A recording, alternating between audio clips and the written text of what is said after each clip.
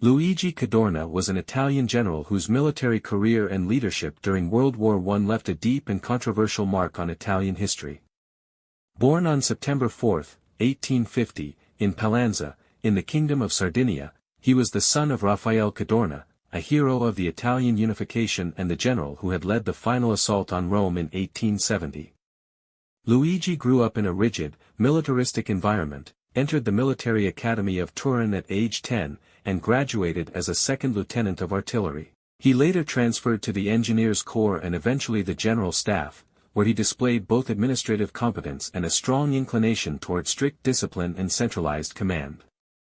Over the years, Cadorna built a reputation as an austere and uncompromising officer, dedicated to the Prussian model of warfare, emphasizing obedience, duty, and offensive doctrine. By 1914, he had already published several treatises on military theory and had turned down the role of Chief of Staff multiple times before finally accepting it in July 1914, just as Europe was descending into war.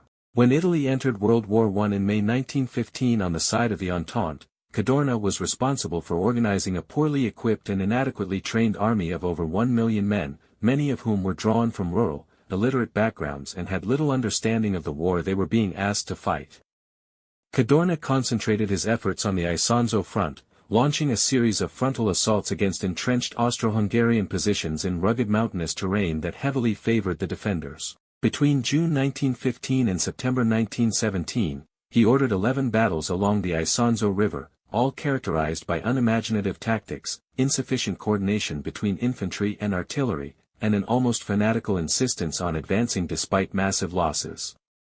Italian casualties under his command were staggering, more than 600,000 by late 1917, earning him the reputation of a butcher among soldiers and later historians. He enforced discipline through harsh measures, including summary executions and the revival of the ancient Roman practice of decimation to punish units that retreated or disobeyed orders.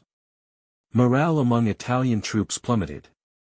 Although Cadorna did make some efforts at modernization, such as creating specialized assault units known as arditi, his overall strategic thinking remained outdated and inflexible.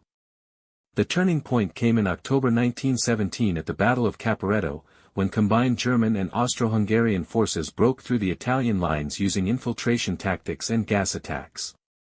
The Italian army collapsed and was forced to retreat over 150 kilometers to the Piave River. The defeat was catastrophic, and Cadorna's leadership came under intense scrutiny. He was removed from his post in November 1917 and replaced by General Armando Diaz, who would later lead Italy to victory. After the war, Cadorna was made a member of the Italian Senate and attempted to rehabilitate his image by publishing a multi-volume justification of his wartime decisions, blaming political interference and poor troop morale for the failures. In 1924, under Mussolini's fascist regime, he was promoted to the honorary rank of Marshal of Italy, a move that sparked controversy given his role in one of Italy's darkest military episodes. Cadorna died in 1928, leaving behind a legacy still debated today.